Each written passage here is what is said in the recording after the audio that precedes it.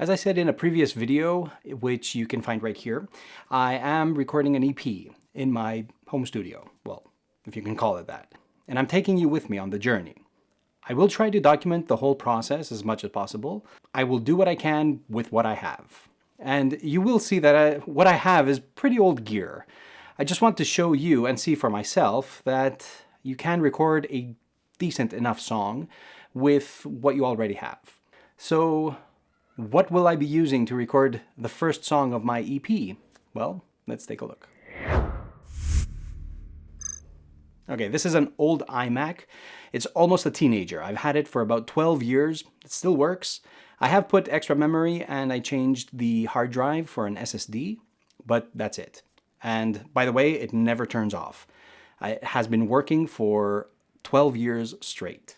Next, we have an old Alesis IO4 USB sound interface. I got this about 9 years ago after watching a video by David Walliman. Check it out here. I will be using the 11 rack, which is a 10-year-old piece of equipment, although I acquired it fairly recently. We have the ArtTube mic preamp, Alesis Elevate 5 speakers. I also have a Roland RS5 synth, which I bought as a cheer-up gift when I broke up with a girl in my 20s. Anyway, moving on.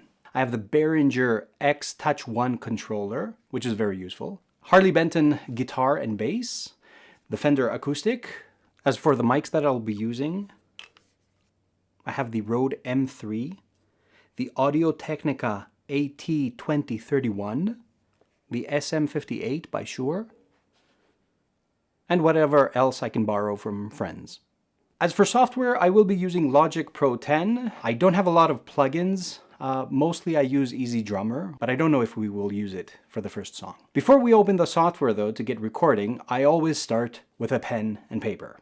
I print out the lyrics and play the song to figure out the tempo with my metronome. And then I record a scratch track, only guitar and voice together, just to figure out the arrangement, how many bars each section of the song has. The introduction, the verse, the chorus, and so on.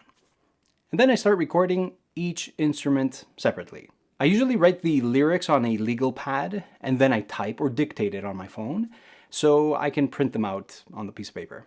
Also on the piece of paper, I like to write what instruments or sounds I would like to have, like how I have imagined it in my head. I try to commit to those sounds because if I go into recording and I don't know my sounds, having infinite numbers of virtual instruments and sounds to choose from, I will never get anything done. I will just sit there all day, turning knobs and testing sounds.